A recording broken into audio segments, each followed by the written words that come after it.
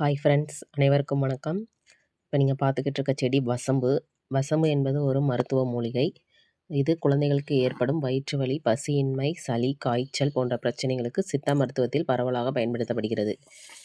இதோட பேர் பிள்ளை வளர்த்தி உரைப்பான் அப்படின்னு சொல்லுவாங்க.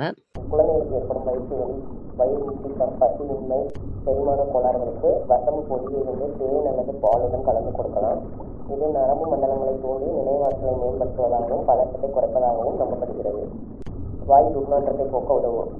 நெக்ஸ்ட்டு காய்ச்சல், சளி, இருமலுக்கு வசம்பு இலைகளின் பசையை பயன்படுத்தப்படுகிறது.